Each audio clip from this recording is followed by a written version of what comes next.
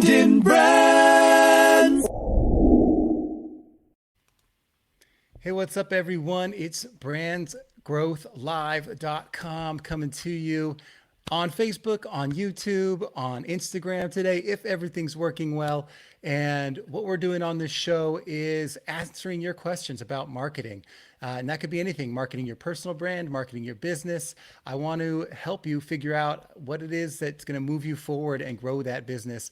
And who am I? I'm Brandon Birkmeyer. If you haven't met me, if this is your first time watching, I am a marketing professional. I've been doing it for 17 plus years now, worked at ad agencies and on some of the biggest accounts out there, Walmart, Coca-Cola, and Apple, et cetera, et cetera. And about a year and a half ago, went solo and decided to bring what I can out there to help entrepreneurs just like you and creators and business owners. And today we've got an awesome topic for you. We're going to be talking about how do you promote your podcast on social media. So for all you podcasters out there that are trying to figure out how do you grow an audience, how do you promote, what are some tips and tricks and tactics to get your voice heard and get more listeners and more downloads, more subscriptions to that podcast, today's the episode for you. And without any further ado, I will roll the credits and we'll jump into it. Here we go. Brandon Brands.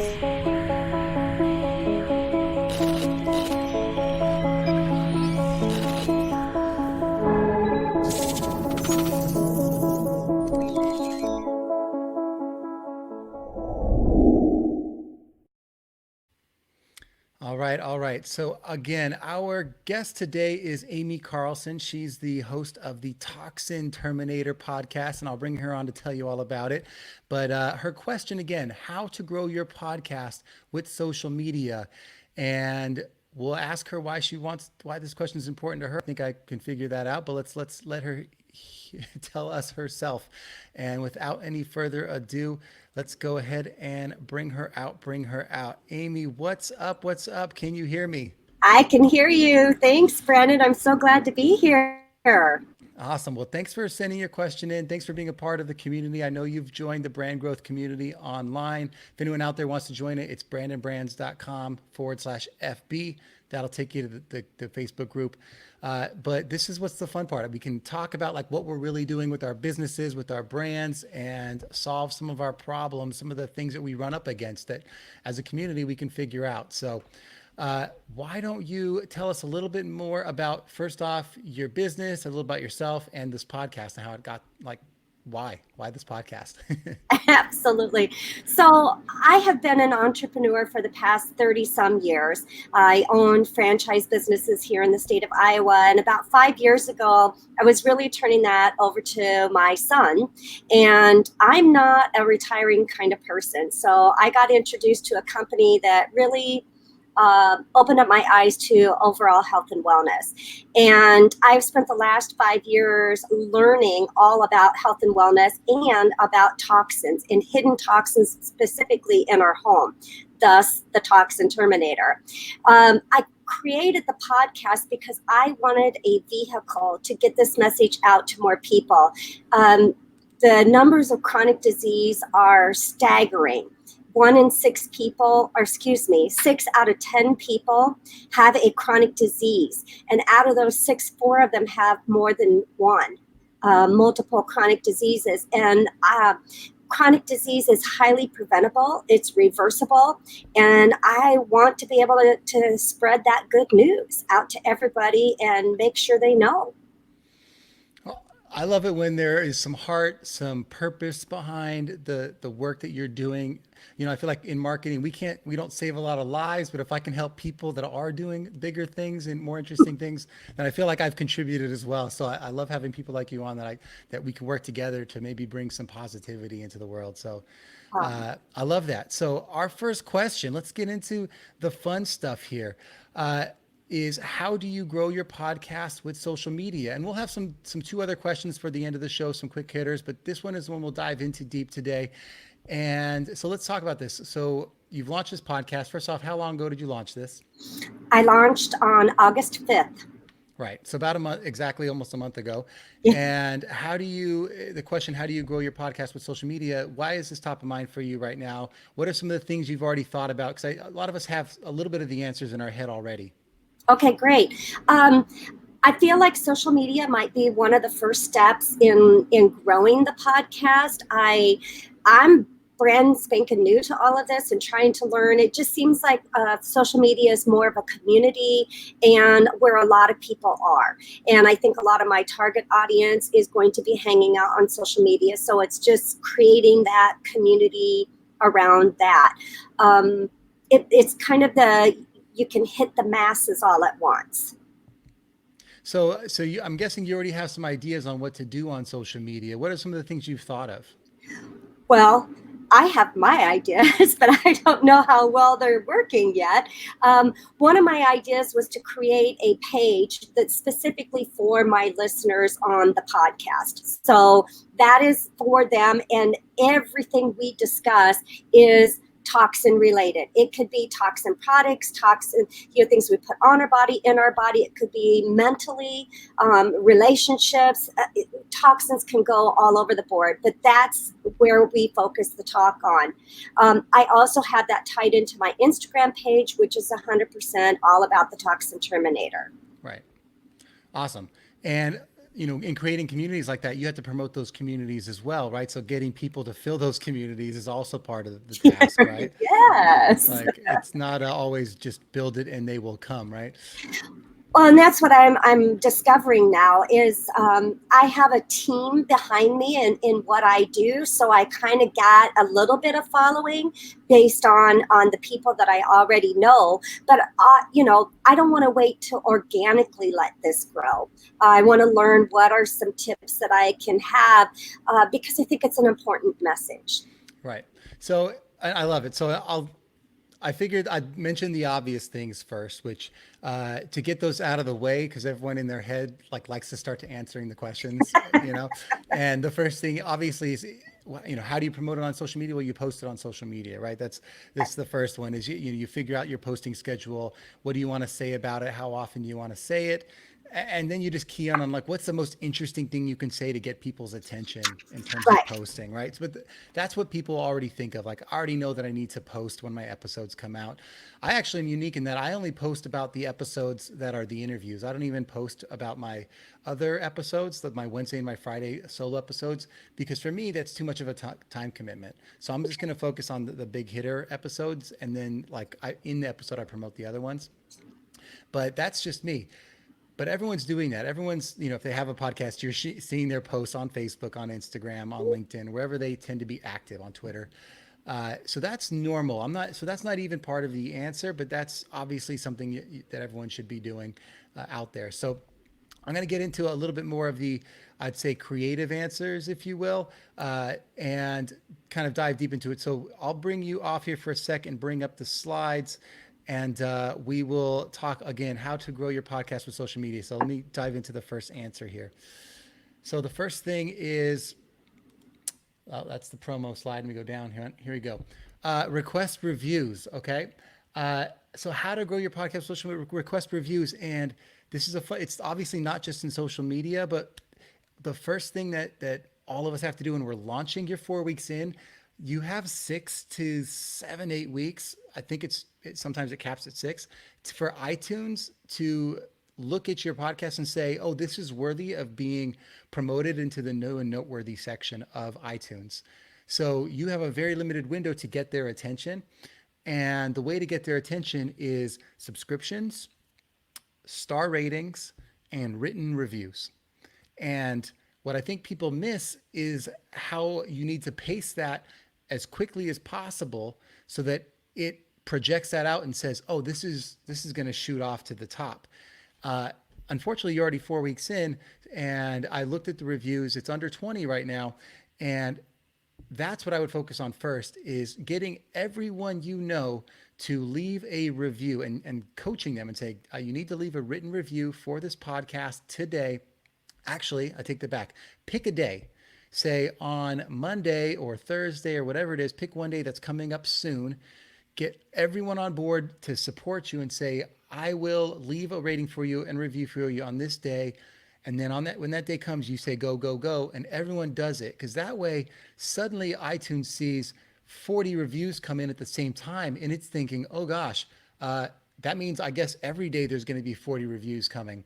And I'm not saying that you're trying to trick the system, but you got to give yourself the advantage of being in iTunes new and noteworthy, especially when you're in a niche. So, within the health section, you will be showing up when people are looking for health podcasts and the other couple of categories that you may have selected. And that's the most important thing from the beginning. And I'll bring you back on to tell you why, but I wanted to just kind of get those thoughts out there first, and then we could talk about it a little bit. So let me unmute you here and talk about it. How's it been going with requesting reviews? I know it's not the easiest thing to get people to leave reviews. That's one I'm challenged as well with that same thing.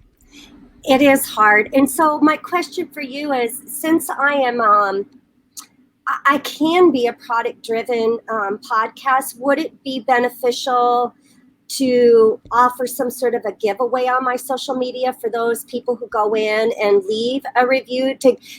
I'm asking them to do something for me. Do I want to do something for them in return? Gotcha. Well, yeah. And that's the key is people do that. People give out like $5 gift cards all the time.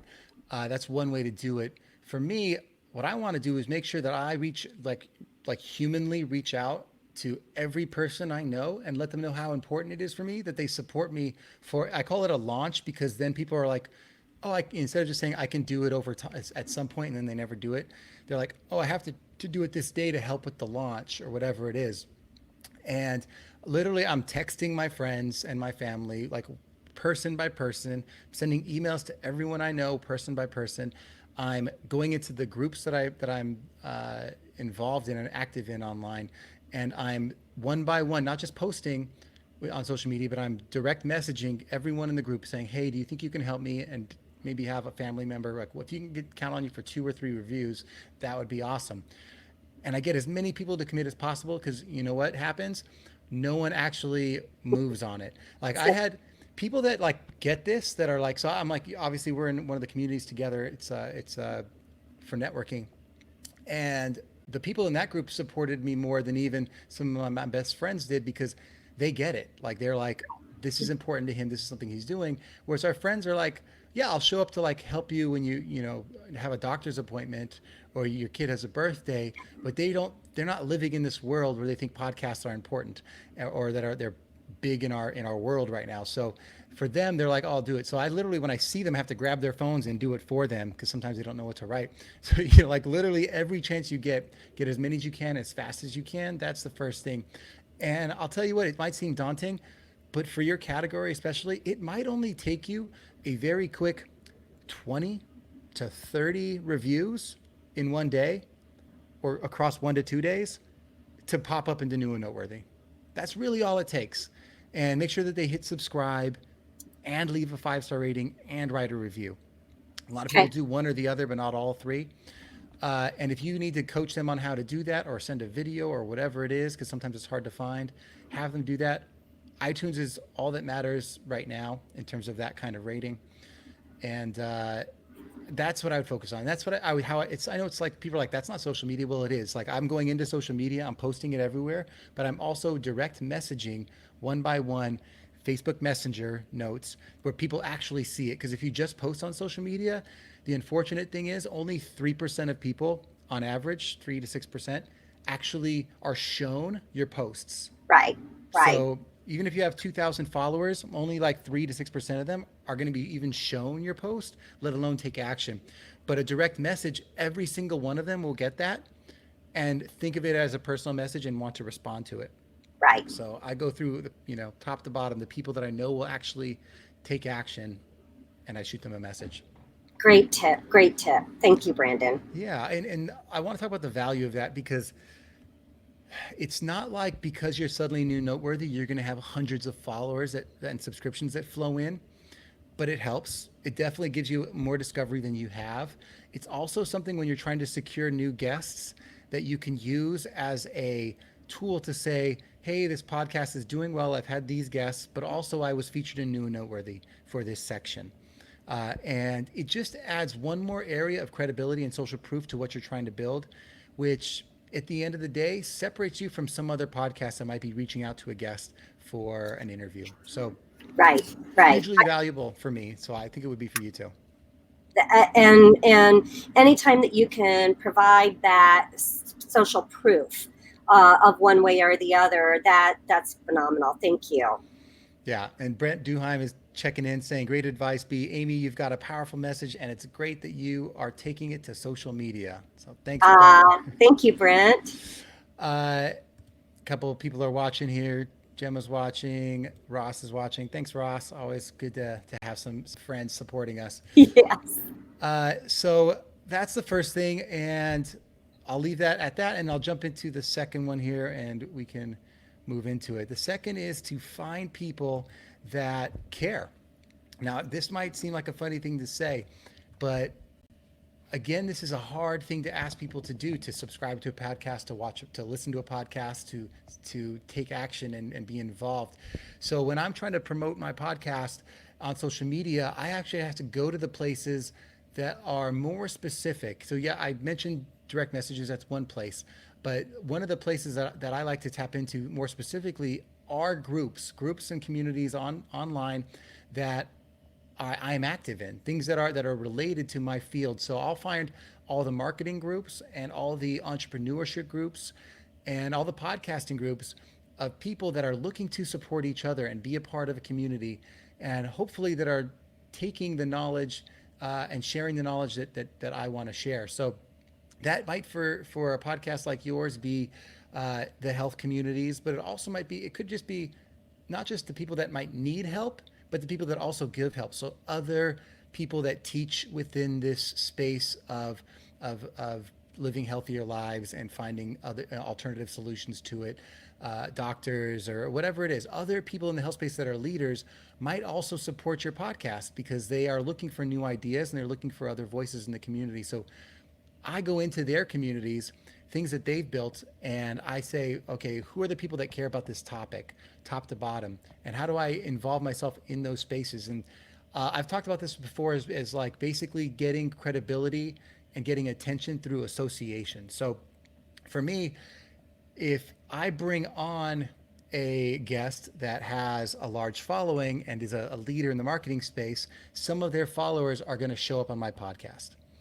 If I go on social media and I'm involved in that person's community of the guests that I bring on, then they're getting to know me as well. And now they don't only just support my guests, they also support me. So I look for their Facebook communities. If they have a course or they have something you have to pay to get into, sometimes I pay to get into it, just to be a part of a community.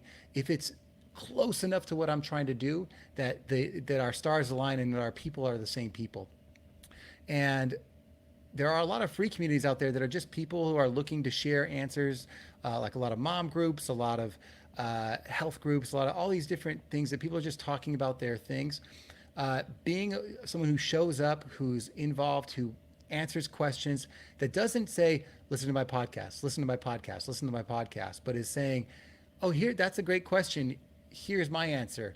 That's a great question. Here's what I did. That's a great question. Here's a resource. Here's someone that I know talks about that. And by the way, I did an episode on that. Here's a link.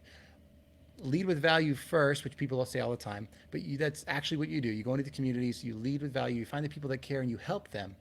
And that might mean one-on-one. That might mean that you actually reach out, do direct messages, set up a call, and you just have conversations with people.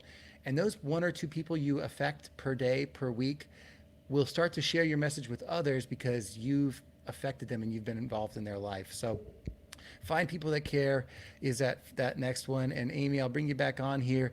I know that that's probably easy for you to like want to, you have a lot of people that care in this community. I'm sure this is such a topic that hits people home. It like actually helps them with something. So what kind of communities are you involved with right now? Sure. I am involved in obviously some networking communities. That's how you and I met. But I'm also involved because I'm 50 plus, so I'm involved with a lot of women's groups of women who are the same age that I am, have a lot of the same things that we're going through.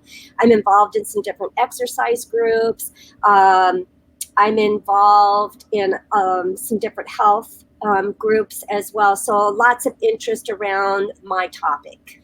Yeah, so for me, it's making sure that those people are starting to become more aware that you're doing this, that this Right. thing is happening, and that you're not just saying I have a show. You're actually talking about like the really interesting things that are happening in the show. Like you call out a certain topic, you kind of leave it intriguing in some way, and that message might spur some curiosity in these groups. So instead of saying today's, you know, today's episode is about gut health with, Unique Hammond, which I know was a guest of yours because she's a friend Right. of mine too. Uh, it might be more like, hey, did you know your taste buds are assholes and the food you eat might be causing you more trouble than it's worth? You know, Listen. Yeah.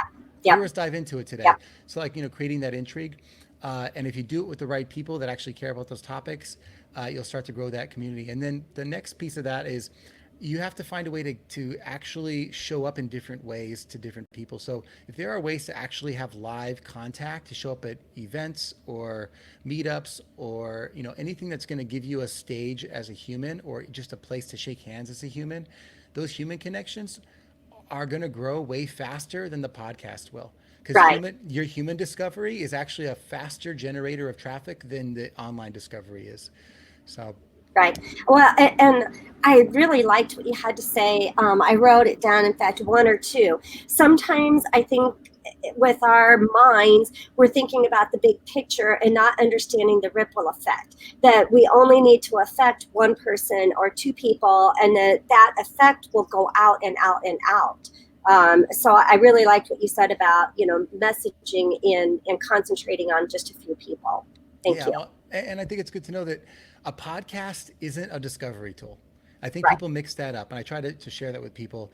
It's it's a library. It's like it's something where you store the information that supports your reputation, and over time, after years and years, it can become a discovery tool, but only after the work has already been done. It's a more of a reputational tool and a warehouse for your thought leadership and for your information. And you have to be the discovery tool, and social media has to be the discovery tool. Right. Your human connection has to be the discovery tool.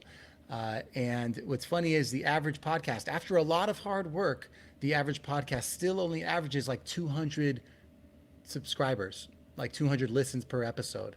So 200 people, you've already met that many in your daily life. So your opportunity to generate people to listen is greater in your individual life than it is through the podcast. If that's the number Yeah. we're talking about, you probably have at least a few hundred people just on Facebook that you connect with. Right. So there's that piece of it, and then realizing that there are other ways to drive interest for your business that aren't the podcast, but the podcast can be a content generation tool that helps support these things. And I'll talk about that in a little bit. Okay. So I'll jump into our third one here and wrap us up for this question.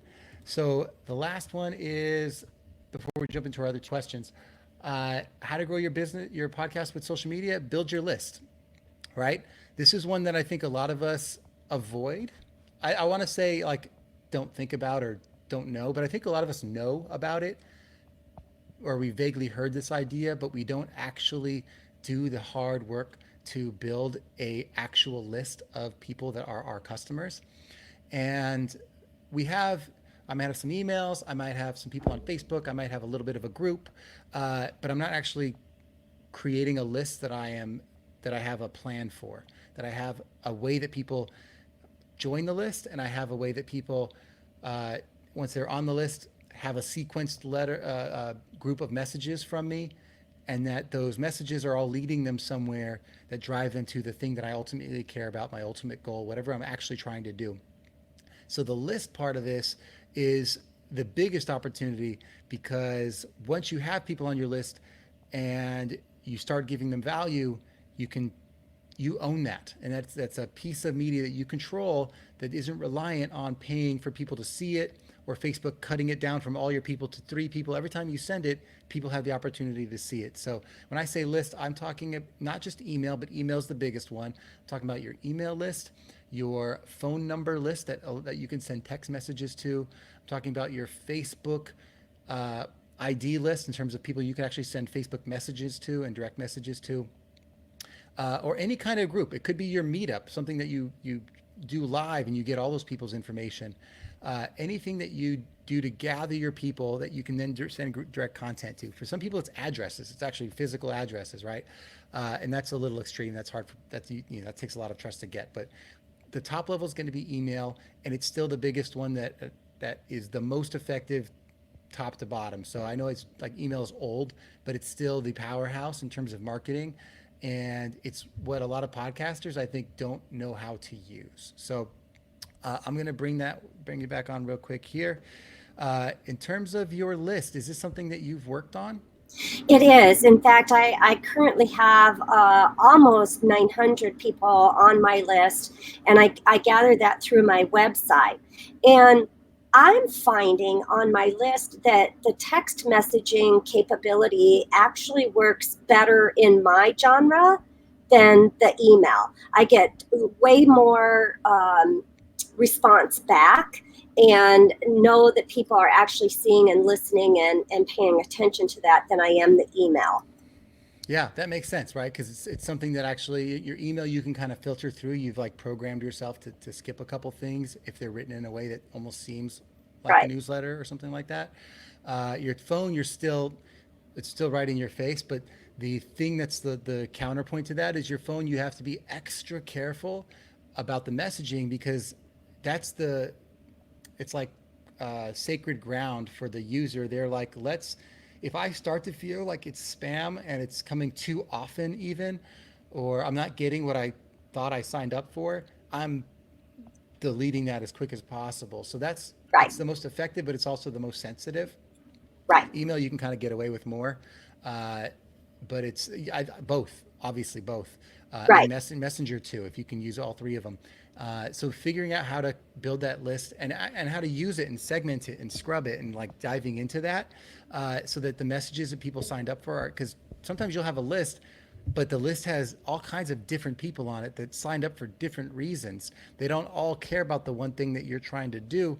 So figuring that out too, are they all people that are going to support the podcast or not? Like, I don't know. Right. But maybe you should Yeah. have 900 listeners that all came from your email, Yeah. but probably not because some of them probably signed up for a different reason, right? Right. Well, and I appreciate that because, like you said, you own that list. When you get them off of social media, and onto a list that is, that's where the money is. Yeah, it's where the money is, but it's also the thing that you can control and you can scrub it. And there might be some Right. some people on there that really don't need to be on there anymore, but keeping it really clean Yeah. and knowing like what the things are that they're looking for that you can provide so that people that don't care about some kind of message aren't getting that message is really important. But the building part of this list, you still have an opportunity now to figure out, okay, what are the things I can do to bring new people in? Now that I'm doing some new things, how do I bring new people in that could then join my list and be fresher eyes within the list that are getting new content that I can send down my funnel. And I'm not saying that you should promote like on your podcast, join my list. I'm saying you should come up with these valuable incentives that relate to the content that you put out there. So if it's, I have the 3 most common things in your home that are killing your body or whatever it is, find out today, or find out the 3 ways to feel great tomorrow morning when you wake up, or whatever the thing is. Some people might want to know that. Right. And them getting that and it being related to the kind of other things that you're either promoting or the podcast means that you're getting people that actually are perfectly aligned with your message. So you add them to your list. Right. And then when you're sending the emails out, part of them are saying, by the way, this week, here's the content that came out. And if you have some kind of product or service, you can promote that. Right. And you can put that in there. And that's, for me, it's the list drives the podcast, not the podcast drives the list. Love it. And then that was the last thing there, but I'll answer. We have 2 more questions coming up, but before that, I do want to let people know that if you want to ask 3 questions and be on the brandgrowthlive.com show, just go ahead and go to brandonbrands.com/live guest and fill out your form. It's just put your 3 questions in your email and I'll bring you on the show. I'm happy to answer your questions as well. Happy to get more guests on here and have great conversations like this, like we're having with Amy today.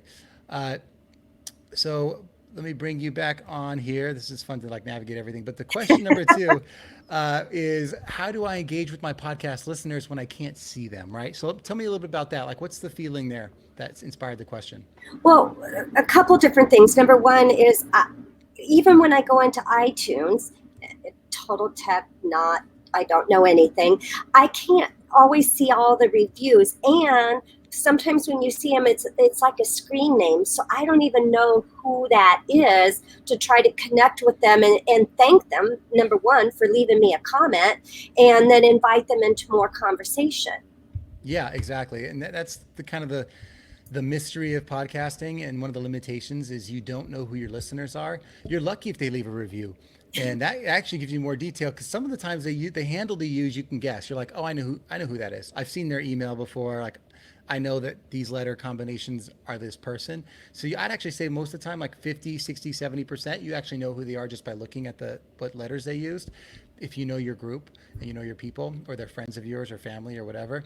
But that's not the thing that matters, right? Because the reviews are there, they're live. You can thank them literally by screenshotting the reviews and posting them on social media, and that's great. And it actually lets other people know that there's something interesting happening. Like if someone else likes it, they're like, maybe I'll like it too, for that whatever reason they put in that post. So Right. you can definitely make it a habit of showing some of those reviews Okay. in your social media, and doing it like not just once, but a few weeks later, showing that old one again or whatever it is.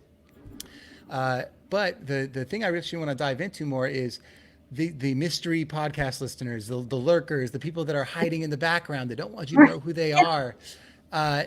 That's a challenge. It's a different challenge than you're going to have when you are on like Facebook, like live like this. Someone joins and watches this. Most of the time I can see their handle. I know who they are.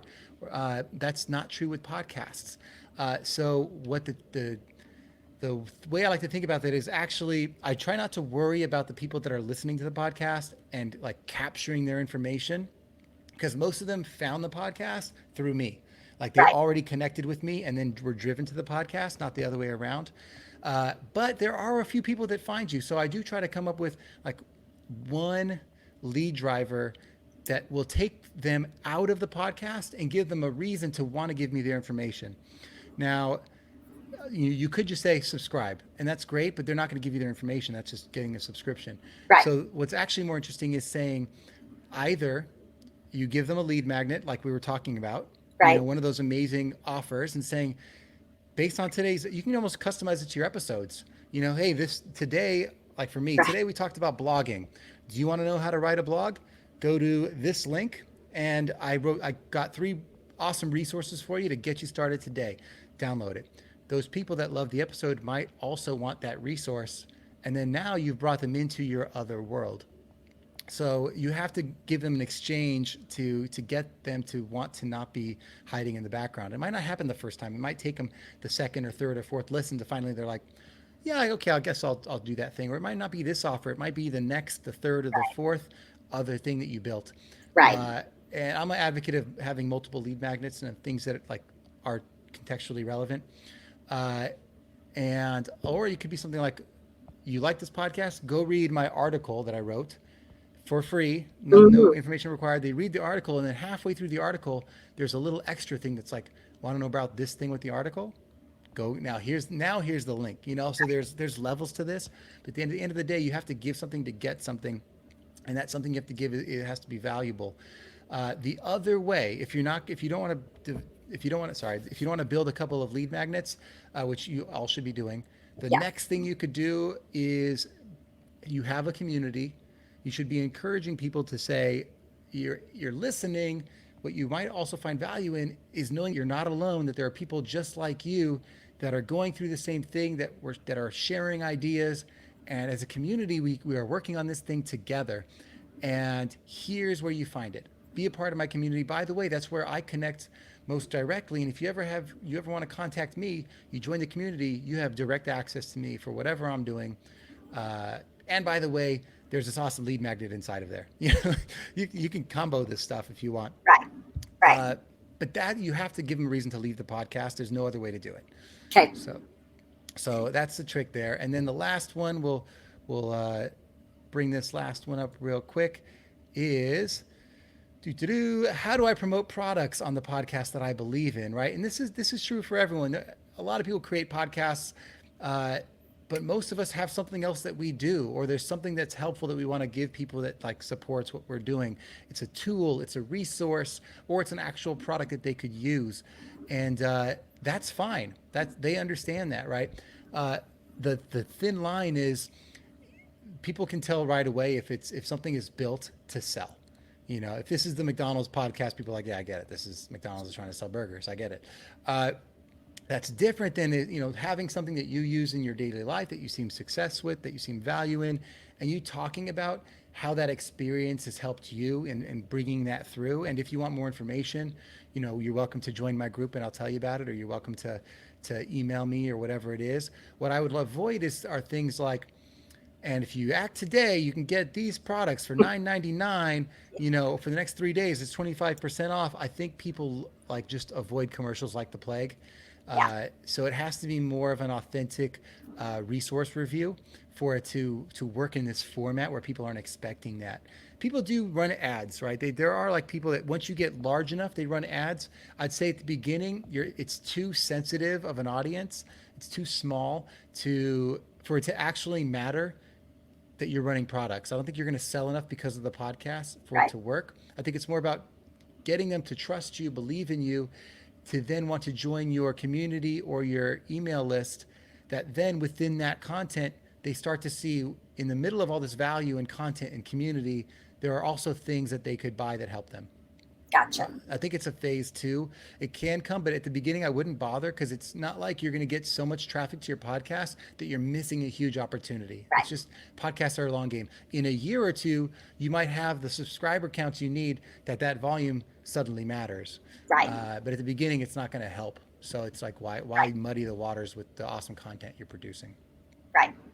Well, and the last thing, I agree with you. People can smell a sales pitch, a mile away, and that's the last thing I want to do. But I'm also talking to people about removing toxins, and I want to give them choices. Yeah, and I think resources are very different than like buy this pages, but you could always say my full, like all the things I use are on this resource page. Right. And whether you buy them from me or not, or, I think there's some balance if you share things that also you don't have connections to, that aren't your referrals or your affiliate links, or that you don't get commission on, just selling the best resources. You can have different categories too, cleaning products and medicines and, yada, yada.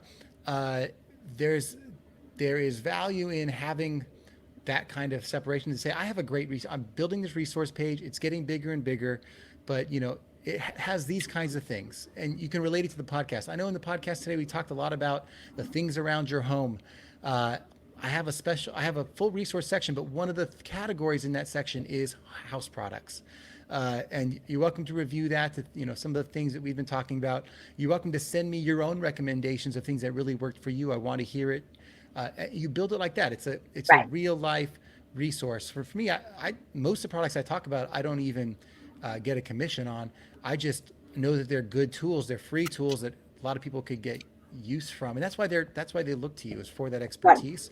Right. It's just a matter of the balance, because I think everyone has seen the pitch where it's really they only talk about this one set of products over and over and over and over and over again, and you're like, it's not that you can smell it a mile away. You don't have to. It's right there in your face. But people realize that if that's all you're doing, then you are not in it to provide value. You are literally just selling us, and I think that the balance has to be like 99-1 in terms of the value here.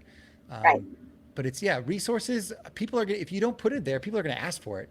If you don't give them somewhere to go, they're going to be like, you talked about all these things. You actually left me hanging. I want to know what to use. So it's almost an obligation to share, but in a way that's like, here's where to go to get everything, or something specific to the episode that really makes sense and is contextual to the episode. Perfect. Thank you. So, and obviously none of this stuff is groundbreaking ideas, but I think the conversation, it validates the ideas that most of us like think of naturally. Like, how do you do this? Well, that's how. And then I think that wraps us up. I do want to say, if you guys had watched live today, go ahead and type in #live. So I know you were watching. If you watch replay, that's okay too. I love replays. Every view counts. Go ahead and type in #replay. That works for me as well. And give us some likes just if you've been enjoying the content today. But thank you, Amy. I think that wraps up our conversation for today. Is there anything you want to leave the audience with? Where can they find you? How do they listen to this podcast? Give us all the details. Sure, absolutely. So the podcast is The Toxin Terminator. You can find me on iTunes under The Toxin Terminator. And my website is just my name, Amy, AIMEE, Carlson.com. So you can get direct links right into the podcast from there as well. I do have a free toxic risk assessment. So if you're wondering, am I even exposed to toxins? Come on in and take that free risk assessment and we'll help you out. Awesome.